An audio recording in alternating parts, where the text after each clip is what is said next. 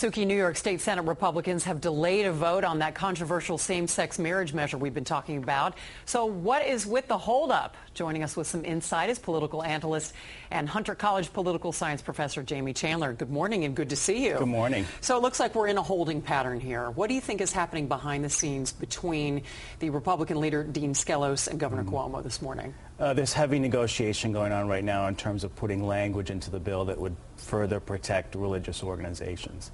And this is called the Conscience Clause, and there's a long history for that within other state laws on various religious issues. Specifically, what, for religious exemptions? It would be churches, organizations like the Knights of Columbus, their halls to have weddings in and so forth.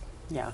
But what are the chances that a vote will actually happen this week, or will it just be put to the voters for an actual public referendum? Is that more likely, do you think? Well, I think it's about 45% that it's going to get put to the vote. Okay. Right, because there's four legislators right now, four senators that are on the fence: Greg Ball, Andrew Lanza, Steve Saland, and Mark Grisanti in upstate.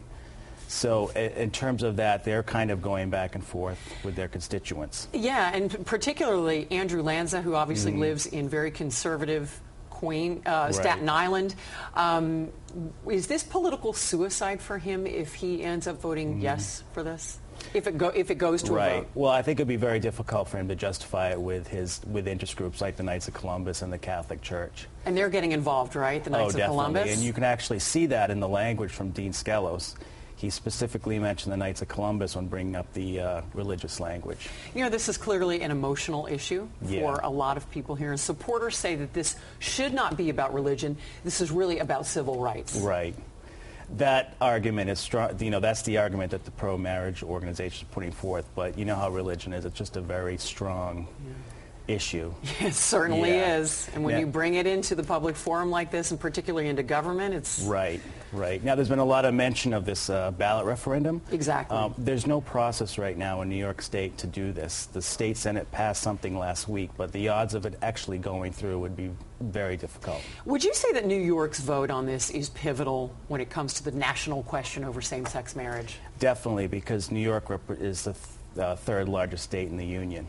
So if this happens, it's going to add a lot of momentum to the marriage movement. And what about President Obama himself?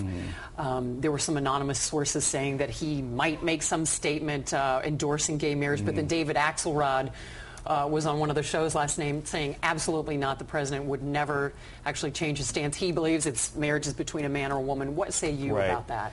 Obama's trending in that direction, but I don't think he's going to make any statement this week. It's going to be closer to the election because he's trying to re-energize all the liberal Democrats.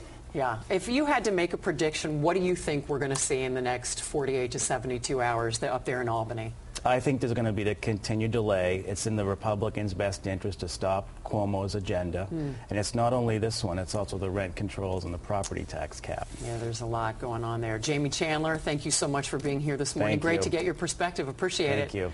All right, let's go to Suki. 7:30.